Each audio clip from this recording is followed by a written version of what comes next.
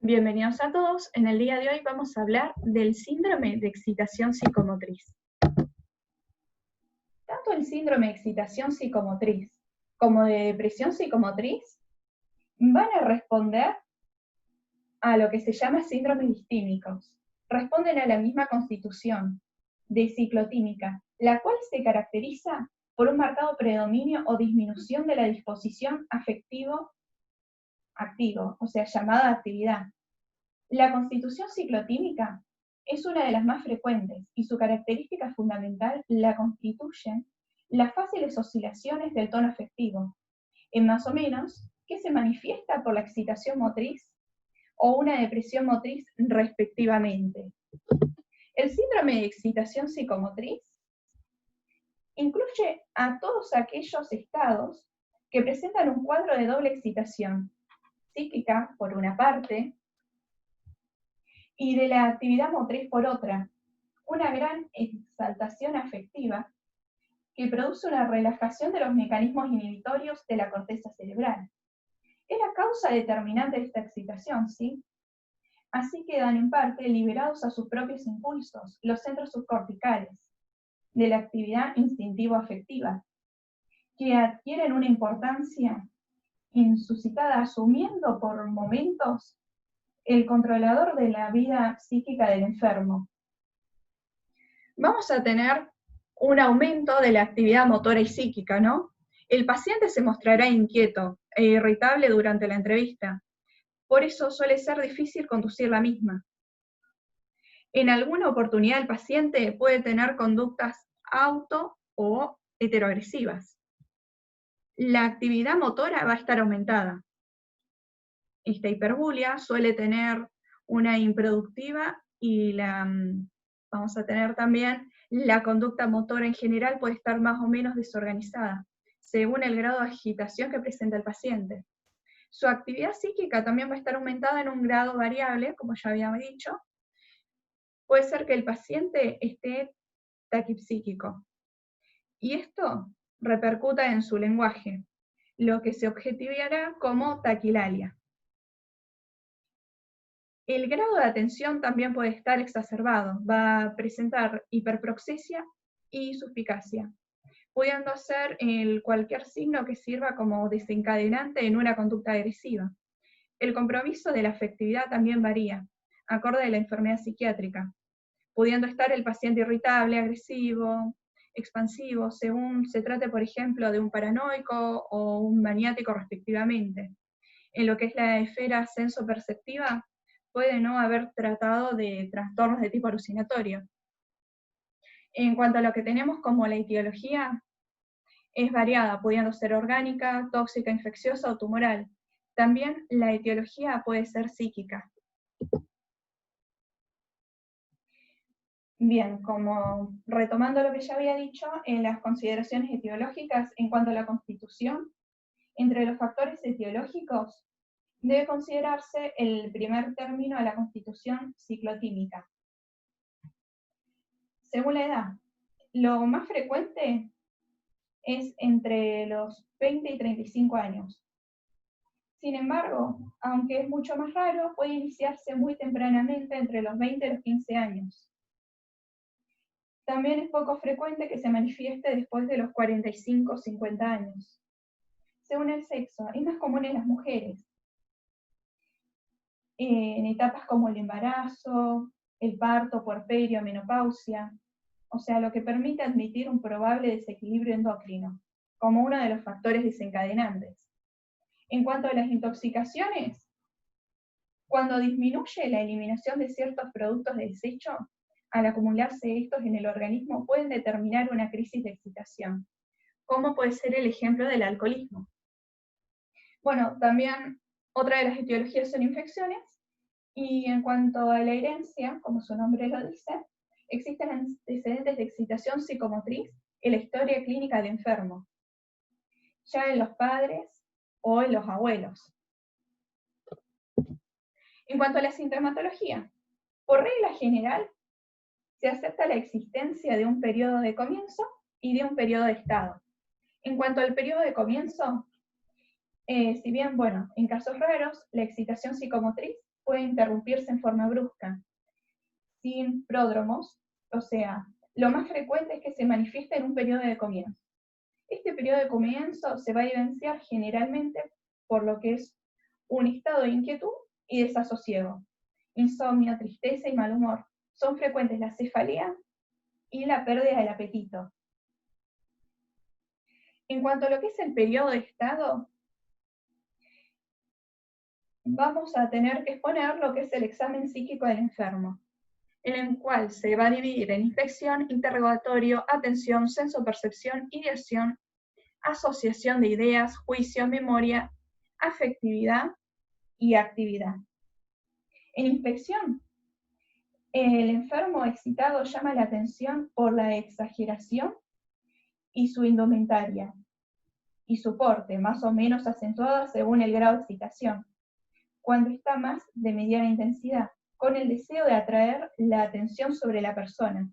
Suele adoptar un porte arrogante y agregar detalles llamativos en su atuendo. El hipomaníaco se representa el menor grado de excitación. Usa por lo general una vestimenta correcta,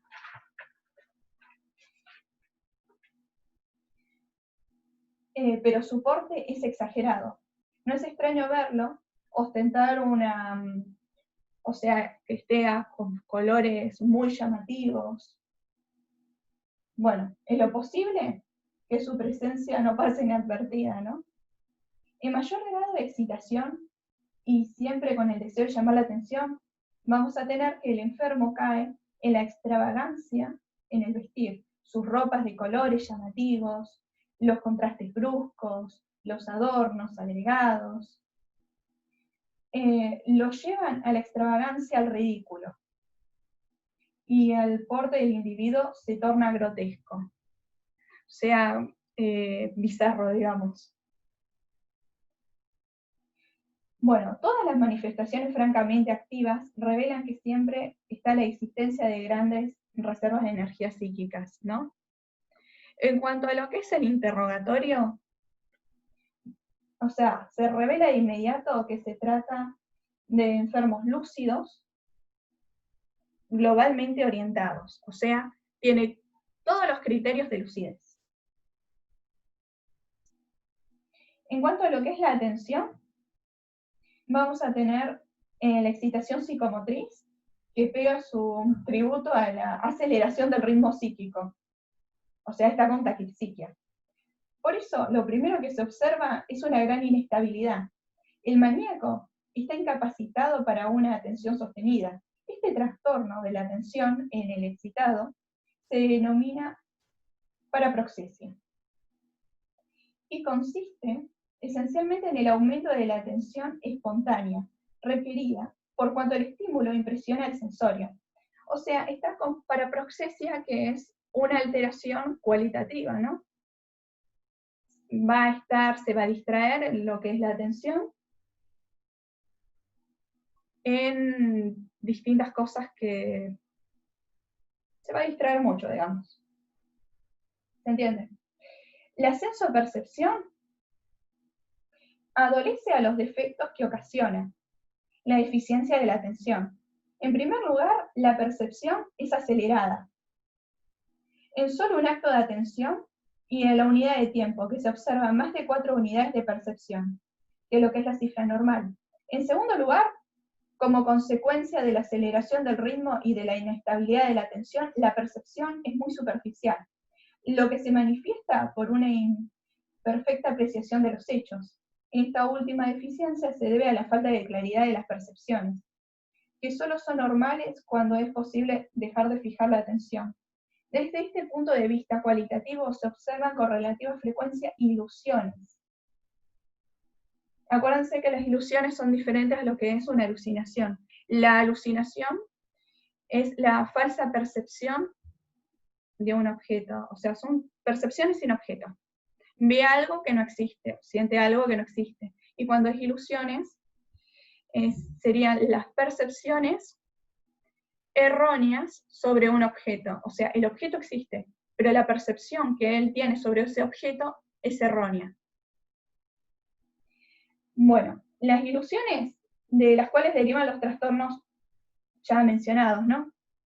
Como son la taquipsiquia, que se acelera mucho, y hace imperfecta la percepción de los hechos, que aparecen alterados con respecto a la realidad y su percepción, o sea que contiene errores y deformaciones. En cuanto a lo que es la ideación permanece normal en cuanto al capital ideativo de lo que el enfermo posee, lo que perturba el flujo normal de las ideas, que se hace precipitadamente y en forma desordenada, debido a lo que es la taquipsiquia. No es rara las manifestaciones de ideas delirantes, caracterizado por un escaso vigor, y con muy poca repercusión y arraigo. No condiciona la conducta del enfermo, ojo, puesto que estas ideas no llevan la carga afectiva intensa, sino que son el producto de la exaltación afectiva general, creadas para satisfacer las apetencias de la tendencia y deseos que prevalecen en ese momento. Son pues el producto de la excitación psíquica y empleadas según el gusto o conveniencia del enfermo, pero que en algún momento denominadas psique, y que la conducta del individuo son ideas megalómanas, o sea, que se desea satisfacer una vanidad nacida del estado expansivo del lugar de excitación. En cuanto a lo que es la asociación de ideas, se cumple con un ritmo acelerado. Son asociaciones muy rápidas y fugaces, pero lanzas e inestables, generalmente provocadas por estímulos en el momento. Son frecuentes las asociaciones por asonancia. Cuando se asemeja entre los elementos que se asocian, recae sobre contenidos verbales. Como consecuencia de esas asociaciones fugaces e inestables, el enfermo cambia constantemente de tema durante su conversación, fenómeno que se conoce con el nombre de fuga de ideas, y cuya aparente incoherencia no es tal desde que se observa una detenida, demuestra que se mantiene, ¿sí? El error de interpretación es de quien escucha al enfermo, es inexplicable, pues es gran aceleración y se desorienta desde el momento del tema que inició la conversación y cambia totalmente. O sea, no sigue una idea directriz, se pierde en el pensamiento. Prueba de que el pensamiento de los excitados no es incoherente ni se disgrega. Es el hecho que siempre retoma la idea generada del curso del pensamiento. En cuanto a lo que es el juicio, los enfermos de excitación psicomotriz se encuentran desviados por alteración afectiva y aceleración asociativa, con fuga de ideas. Las ideas rápidamente son cambiantes, dificultan el mecanismo de la crítica, relacionar, identificar, comparar y valorar, de donde los juicios resultan imperfectos y muy superficiales, carentes de una lógica formal, puesto de la crítica y continuamente atraía múltiples estímulos y se desvía. Este trastorno es la consecuencia directa de la fuga de ideas y de las asociaciones superficiales, por asociación y por una gran inestabilidad de la atención, que, bueno, requerida por cualquier estimulación exterior, desvía la crítica de diversas direcciones, determinando el desorden psíquico. En cuanto a lo que es la memoria, se encuentra perturbada desde el doble punto de vista. Desde el aspecto de la fijación, se encuentra disminuida, como una consecuencia lógica de la inestabilidad de la atención. Como sabemos, la atención superficial y se dispersa y se hace imperfecta y poco nítidas las percepciones, de lo que también constituye dificultar la fijación. Por esta razón, los maniáticos no recuerdan los acontecimientos recientes, y cuando eventualmente recuerdan algo, parecen deformados por falta de la precisión de las percepciones. Bueno, considerada desde el punto de vista de evocación, la memoria del maníaco es perfecta. Es frecuente observar hipermnesia debido a la taquipsiquia de los recuerdos, que afluyen con la misma rapidez de la conciencia, porque se produce una disminución del umbral de evocación de la memoria. De esta suerte, por la rapidez de las evocaciones de la memoria, favorece también las asociaciones aceleradas de un estímulo de mecanismo, por lo que es la fuga de ideas. En cuanto a la afectividad, o sea, como dijimos al comienzo, del síndrome es producida por una gran exaltación afectiva, la cual da lugar a un mayor o menor desconexión cortical, que priva a los centros subcorticales de las inhibiciones, que por medio de la voluntad se ejerce normalmente sobre ellos. Así quedan liberados a su natural automatismo, llegando a adquirir el control de vida sobre el individuo. Esta queda, por lo tanto, suspendida al automatismo de las reacciones impulsivas, que se imponen en el instinto liberado del freno normal. Se explica así que la afectividad vuelve íntegramente hacia las emociones primarias, haciéndose bien evidenciales inclinaciones y tendencias de la personalidad. También debe atribuirse a eso la extraordinaria labilidad afectiva, que se observa en algunos enfermos, en virtud de la cual pasan con mucha frecuencia de los estados placenteros a los displacenteros y viceversa, tanto más rápidamente cuanto más se acrecienta la excitación. En este caso, el maníaco cuya afectividad está en el humor de la alegría y la euforia, estado placentero, que ante esta menor interferencia en un factor sin importancia pasa bruscamente a la cólera y a la ira, que es un estado displacentero. En general, cuando la excitación no es muy intensa, el enfermo está alegre, ligeramente eufórico, optimista, emprendedor. Todo le parece fácil y siempre tiene una seguridad de éxito. Jamás piensa en el fracaso. La emoción sexual, que es la que prevalece, que se observa siempre inclinando a las insinuaciones y manifestaciones diversas con el sexo opuesto. En cuanto a lo que es la actividad, se exagera. En muchos actos, algunos de ellos, sin finalidad, otros incompletos, como si se tratara de fragmentos de actos. Un constante movimiento parecen ser el vehículo por el medio del cual descargan un gran potencial de energía. Se ha comprobado que impedir esa descarga de energías puede ser contraproducente, puesto que esto se exacerba con una excitación, conduciendo al enfermo a la cólera y al furor, bajo cuyo imperio ejecuta múltiples formas, diversas manifestaciones de energía, camina, gesticula, y rompe y desencadena cuanto haya a la mano.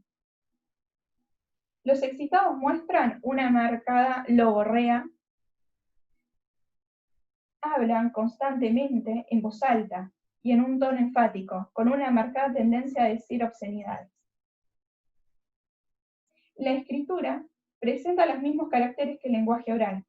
Escriben profundamente, presentan graforrea. Los caracteres caligráficos son grandes, pero bien dibujados. No es raro hallar palabras inconclusas y frases truncas, a consecuencia de lo que es la fuga de ideas. En lo que es las formas clínicas, la excitación psicomotriz presenta diversas formas clínicas, según el grado de inestabilidad de la excitación. El primer grado va a ser la excitación simple, el segundo grado es la hipomanía, tercer grado es la manía aguda, el cuarto grado vamos a tener lo que es hipomanía subaguda. ¿Bien? En lo que es la excitación simple, es el primer grado de excitación, cuando esta aún es leve y el sujeto no llega a la pérdida del control de la crítica. No se trata, por lo tanto, de un alienado. Se observa un estado placentero, de alegría y ligera euforia, sensación de bienestar y satisfacción. Fácil sintonía con un ambiente y, cargada de ectimia. El segundo es la hipomanía. Es un grado de mayor excitación. El enfermo se descontrola con la exaltación afectiva que desvía la crítica.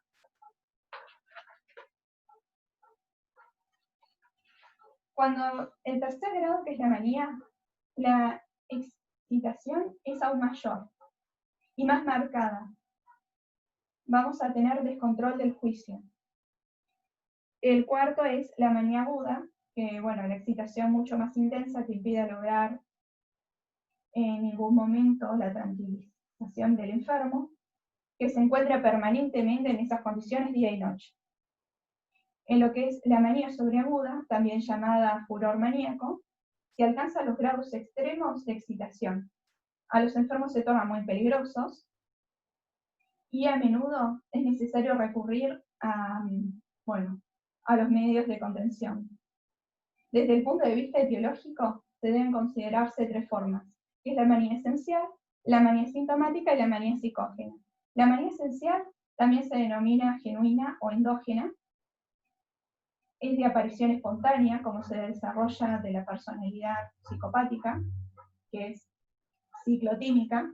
La manía sintomática es la excitación maníaca, secundaria a otros cuadros psiquiátricos, de los cuales no constituye más que un síntoma. Puede observarse en los cuadros de intoxicación alcohólica, como es la manía alcohólica, en la demencia senil, en la parálisis general progresiva y en la esquizofrenia. Y en cuanto a la manía psicógena, son estados reactivos de ciertas personalidades psicopatológicas, especialmente histéricas, con componentes ciclotímicos, que ante situaciones ambientales desfavorables provocan cuadros de excitación psicomotriz. Bueno, quiero hacer un resumen de lo que es excitación psicomotriz. En cuanto a la conciencia, en el beta había dicho en una parte que era lúcido, pero estuve buscando en otras fuentes y dice que es vigil, ya que hay desorientación temporoespacial, que es alopsiquia, o sea, yo me quedaría con que es vigil. En cuanto al aspecto, es extravagante, está excitado. La actitud es colaborador activo. En cuanto a la atención, tiene hiperproxesia y paraproxesia. En cuanto a lo que es la actividad, tiene hiperbulia. En cuanto a lo que es la afectividad, va a tener hipertimia, tanto placentera como displacentera, y la habilidad afectiva. La sensopercepción va a tener alucinaciones visuales o delirios, que son ilusiones. El lenguaje va a estar con taquilalia, verborrea. Memoria va a tener amnesia completa del episodio, fijación disminuida, evocación muy aumentada. La imaginación va a estar aumentada. En el pensamiento el ritmo va a estar acelerado, va a tener taquipsiquia, verborragia. El curso va a estar desviado. El contenido va a tener ideas delirantes. El juicio va a estar desviado. El sueño va a estar disminuido. Va a tener insomnio. Quería hacer ese resumen y esa aclaración en cuanto a lo que es la conciencia, que lo saqué de dos fuentes que son confiables, pero decían dos cosas diferentes. En cuanto a lo que es el diagnóstico diferencial, vamos a tener parálisis general progresiva, forma hebefrénica de la esquizofrénica, la confusión mental y la furia epiléptica. Y en lo que va a ser el tratamiento, vamos a tener que la primera medida indispensable es la internación y el aislamiento del enfermo, que será puesto bajo vigilancia. A este respecto es necesario proceder precozmente, que se trata de pacientes peligrosos, que se hayan expuestos a impulsos, por lo precario de sus inhibiciones. Preferentemente se debe confinarse al enfermo dentro de un espacio limitado, una habitación donde pueda accionar libremente y dar un curso de energías psíquicas. Debe estar permanentemente vigilado. Se recurrirá al chaleco de contención únicamente en los casos extremos, y solo el tiempo indispensable y limitado, porque se ha comprobado que la contención produce un resultado desfavorable, pues aumenta la tensión psíquica y la excitación. A continuación, es necesario sedar al enfermo, ya sea mediante el empleo de medicamentos o bien por procedimientos hidroterápicos.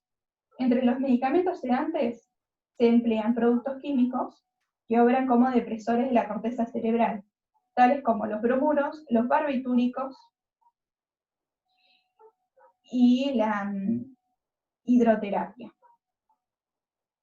Bueno, que esta última se logra por variación permanente del espacio de 2 a 6 horas de temperatura constante, alrededor de los 30 grados. Los enfermos deben ser, constantemente vigilados, extremando los cuidados en aquellos que padecen del corazón.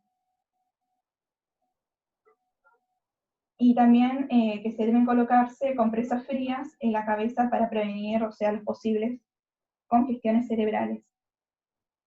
Después el tercero, el absceso de fijación. Después vamos a tener la piroteitoterapia. Bueno, que esta lo que va a hacer consiste en producir la fiebre mediante una inyección de azufre pirotégeno. También que se realiza la proteinoterapia, por lo que es una inyección, ¿no?, de algún preparado de leche. Después, bueno, vamos a tener la convulsoterapia y el empleo de psicodrogas. Bueno, muchas gracias por su atención. Si quieren algún próximo video de algún tema, me lo escriben acá en los comentarios. Si te gustó el video, no olvides de suscribirte y darme like. Hasta un próximo encuentro.